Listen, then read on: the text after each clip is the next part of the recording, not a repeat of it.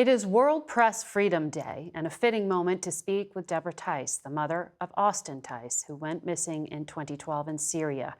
He was working as a freelance journalist covering the Civil War when he disappeared, and he'd done work for CBS, Washington Post, and other publications. It's good to have you here in Thank person. you so much for having me. Thank you. I appreciate it, Margaret. And that is Austin on your chest. Yes. On your T-shirt here. And in my heart. I'm sure. He was your firstborn son. Right, right. Oldest of 7.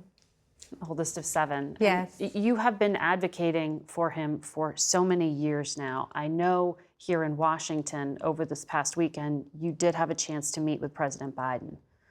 What did you say to him? It was very brief. It was in the photo area at the correspondents' dinner. So it was a very, very brief engagement. But I was able to tell him about my concern that the National Security Council is leading him to believe things that are not correct. Because I had a meeting, my husband and I had a meeting with President Biden on May 2nd of 2022. Mm-hmm. And most of the Security Council was in the room. And he said, get a meeting, listen, find out what they want, and work with them. And nothing was done until February of 2023. This was a directive you heard President Biden give to his National Security Advisor, Jake Sullivan? Yes, in that meeting. Not only Jake Sullivan, but also John Feiner, Brett McGurk, Josh Gelter, they were all in the room. And then nothing happened. Do you know why there was that, I guess, failure to follow up in your view? I don't understand what the issue is with the United States government engaging with Syria. I have not been able to get to the bottom of that.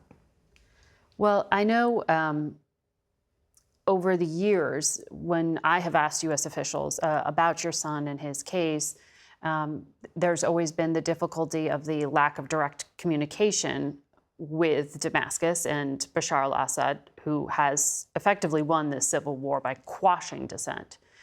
But there was still outreach. In the Trump years, Donald Trump sent 2 White House officials to Damascus. Right. What came from that past outreach? Thank you so much for asking, Margaret, because I am realizing now that we never got a report from that meeting. And so we're asking now for a report from that meeting. What happened in that meeting? It was in September of 2020, mm-hmm. and that was the only meeting. And so they came back, the election was underway, right. You know, and then of course it became very chaotic, yeah. Mm-hmm. And so I don't know if it just was forgotten. I don't know exactly what happened, but we're trying to figure out if we can get a report of that meeting, because that was in Damascus. And those were personal advisors to then President Trump. Correct. That conducted that meeting, but you've never had the chance to speak with them? Well, you mean, have I met with the other side, or? The individuals who made the trip to Damascus. Oh, okay. Well, Roger Carson was one of them, mm-hmm. and he's never talked to me about what happened in that meeting. So when President Biden, when you confronted him, I can use that word, this past weekend, what did he say to you when you said your staff has not followed up with me? Well, he said that he would look into it. He did? He would look into it. And then I said, well, I think it might be a time for us to have another meeting. And he said, I think that's a good idea. So we'll see where that goes. You'll see if you do get that face-to-face right. with President Biden about your son. Right. Although really, I would rather that he spend that time with his NSC and get Austin home. Right. You know, I'm not really collecting meetings. Right. This is the frustration I know for so many families of hostages, of the wrongfully detained, the disappeared. It's binary. There is no success until your son is back home with you. Exactly. Yeah. So when you testified this past week on Capitol Hill, you were speaking to the House Foreign Affairs Committee. You said you know that Austin Tice is alive. How do you know that? Well, I My information doesn't only come on this side of the pond, but I can't divulge, or that will dry it up for me. So that would be another reason it would be great to have that report from the meeting in Syria, because what we have heard was printed in the Texas Monthly, and they vetted it very strictly, that in that meeting, the Syrians offered that they could possibly give a proof of life under certain conditions. That would be a game changer if we find out that that's also the way it's reported here. But regardless, it definitely happened. That happened in 2020.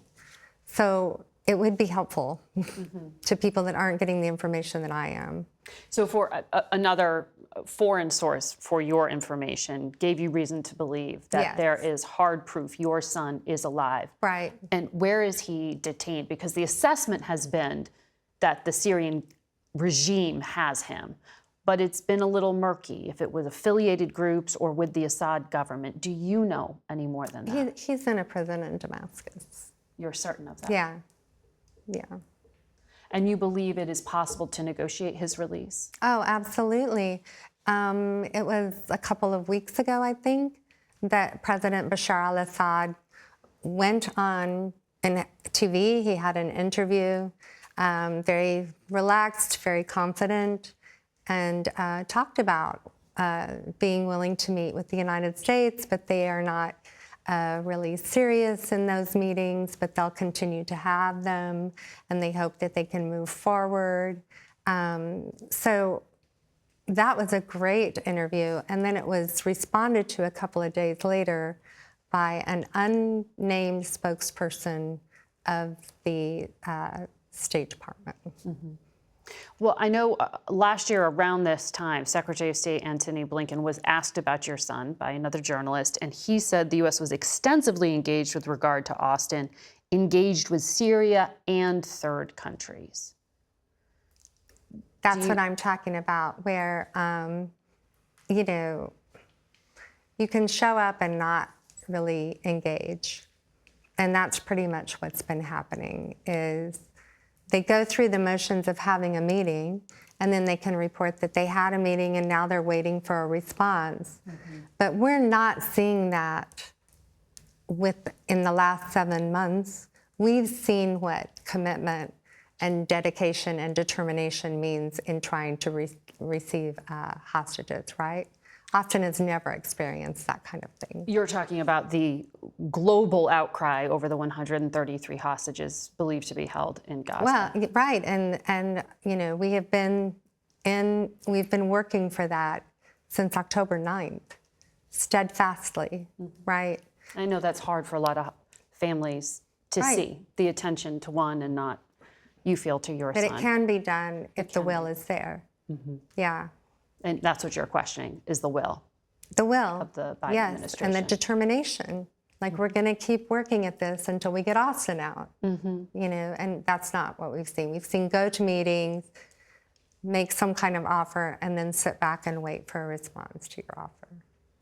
Your son was a former Marine, a Marine Corps officer who had served his country in Iraq and Afghanistan, I believe. Yeah. Do you believe that that was connected to his taking, that there was a motivation by his captors because of that background, because he is an American, or do you have any idea why he was taken? Actually, he wasn't taken, which is really interesting. What do you mean? He was taken at a checkpoint by a private person. And it was through a series of unfortunate events that he landed with the federal government of Syria. But they weren't hunting him. They weren't, you know, trying to get him. It was really a series of unfortunate events that he ended up with them. With the Assad regime? With the federal government there. There was that video that was released, a very brief one of him many years ago, shortly after his disappearance.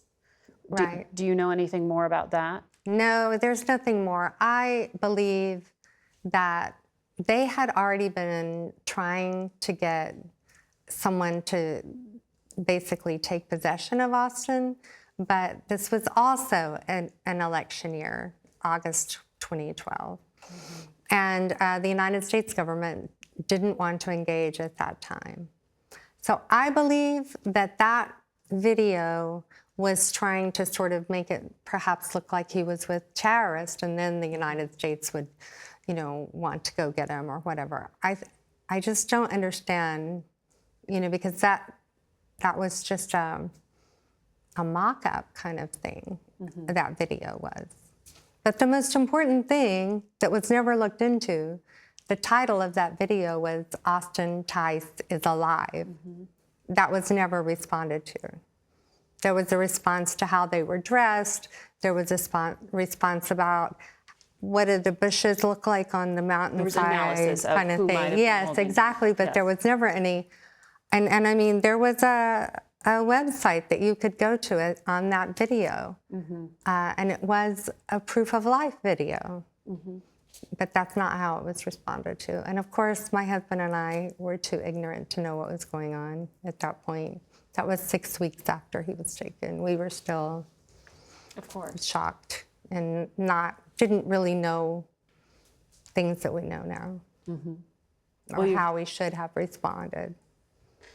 Well, all the architecture that has now been put in place to try to support families like yours just didn't exist back then in the same way in the U.S. government at that time. But you have done tremendous work to keep Austin's story in the news, and we will continue to follow it. And thank you very much for coming in today. Well, thank you so much for having me. It means the world to me, because I do know it has been a very long time for silence, and I know that's difficult for journalists, for reporters to consider it a story. But every day when the sun rises, it's still a story for me. And Austin was a journalist fundamentally. Right. So we owe it to him. Thank you. Thank you. Thank you so much. I really appreciate it.